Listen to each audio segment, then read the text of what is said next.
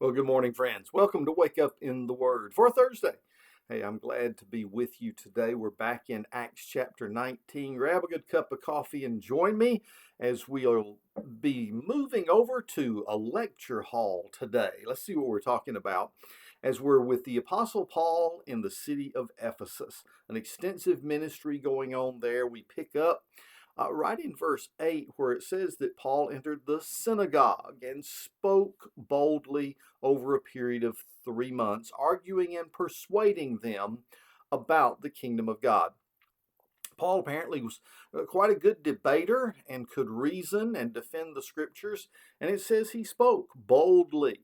So Paul is out to change minds. It's a tough job, and sometimes you run into people who it seems like they just have hardened minds and they won't change regardless of how many facts you present them with. I'm sure Paul ran into people like that in his day. And as he begins to minister there, note that initially they welcomed Paul into the synagogue for 3 months. He's reasoning there and apparently builds quite a following of Jews who recognize that Jesus Christ is their Messiah. But then we get to verse 9.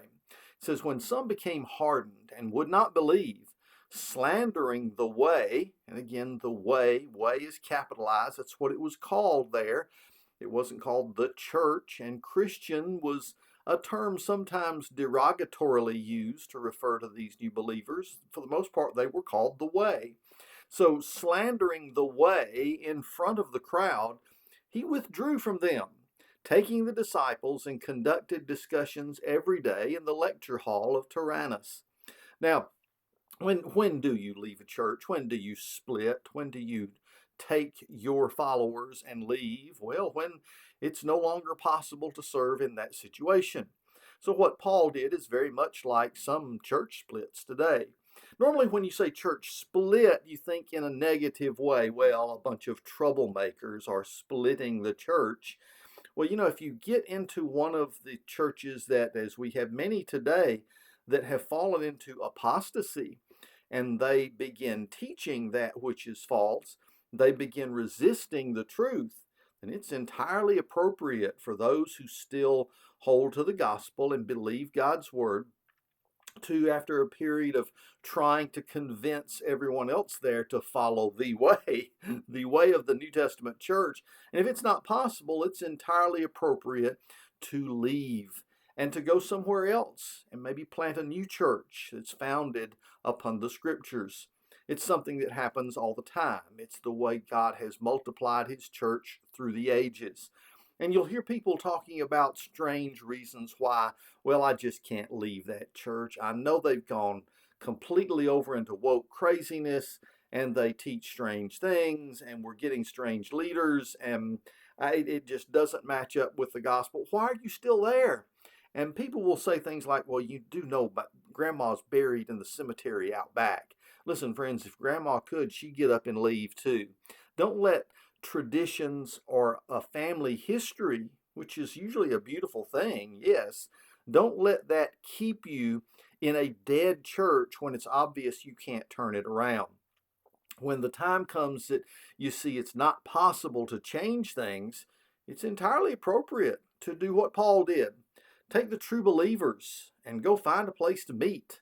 Sometimes it's a school, sometimes it's a lecture hall, sometimes it's going out and renting space. I mean, some churches have been started in brush arbors. Oh, friends, do what you have to keep sharing the word of God in the positive and correct way. So it says Paul withdrew. He withdrew from them, taking the disciples and conducted discussions every day in this lecture hall of Tyrannus. Now, what goes on here is quite interesting, and I want to call on Paul Hill for some insight here because I think it lets us know exactly what Paul's pattern was here for a couple of years, because it says in verse 10, this went on for 2 years.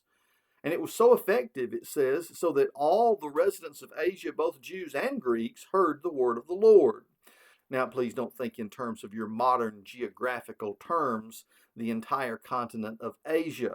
This is a reference to that area of Western Turkey, referred to as Asia by those folks across in Greece, in what would be Europe, is making reference to that place in general. So, in that perspective, it means people from all over that region knew Paul was preaching there. They were coming in and out. You could go any day of the week, apparently, and you would hear Paul discussing the gospel here in the lecture hall of Tyrannus. Now, how did that work? Polhill says we know nothing of this particular person, Tyrannus, whether he was owner of the building or a teacher who taught there. But if the latter, one wonders if his students saw him as living up to his name, because Tyrannus actually means the tyrant. Now, the Western text adds to verse 9 that Paul taught there between the 5th and 10th hour. That would mean for us between 11 a.m. and 4 p.m. This is altogether plausible, since these hours would constitute the heat of the day, when most Asians took an extensive siesta. The hall would likely have been vacant at such a time, and Paul would have taken a break from his own trade during that period. Remember what Paul is doing to make a living on the side? He's a tent maker. Well, if you are a tent maker, you're in a trade that involves being outside a good bit and working with your hands and being in physical labor as tent making would require. You would want to do that very much like the farmer wants to operate, early in the morning and then late in the evening. So in between that time, while it's the hottest, here you find a place where you can withdraw and begin to talk about the Lord. And that's what Paul was doing. And he was doing it so effectively that it says both Jews and Greeks, they all heard the word of the Lord. He took an extensive number of Jewish disciples, folks who saw Jesus as their Messiah, with him. And now the Gentiles are coming to Christ, and the church is growing in Ephesus.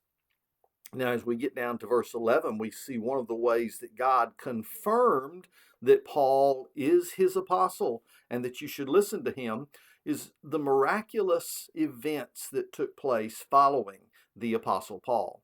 Now, Luke gives us a little insight into this in verse 11 when he said God was performing extraordinary miracles by Paul's hands. Now, hold on. Luke puts this in perspective. Paul is not performing extraordinary miracles by his own efforts. It says God was performing the extraordinary miracles by Paul's hands. Paul made himself available. And how extensive was this taking place? Verse 12 says, so that even face cloths or aprons that had touched his skin were brought to the sick, and the diseases left them, and the evil spirits came out of them.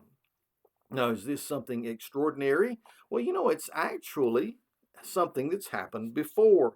Now, I love the way that Paul works this in, because if you think about how this has happened before, you might reference the time in which Jesus had someone that in the crowd, a woman that had a very serious health problem, an issue of blood, wanted to just touch his garment. And if I can touch the hem of his garment, I'll be healed. And when she touched Jesus in the middle of that encounter, and Jesus says, all right, who touched me? The disciples are like, we've got a crowd here. Everybody's touching you, Lord. Said, no, you don't understand. I understand something went out of me because someone touched me in faith and they wanted to be healed. And he brought that woman up to be recognized and confirmed her healing by having touched the hem of his garment. A couple of really nice gospel songs have been written about that. So we shouldn't be surprised it happened. But what amazes me today is sometimes crooks and charlatans will try to use this to promote some kind of so-called ministry in which they try to rake in tons of money. We had someone doing that back in the region around Augusta years ago. A fellow from my church who worked at the airport actually confronted her, because it was a woman, because she was selling blessed sheets. That's right. Sets of sheets like you would go get at Walmart or somewhere else, and yet because she'd prayed over them and blessed them, these were healing sheets. You go lay on these and it'll heal you.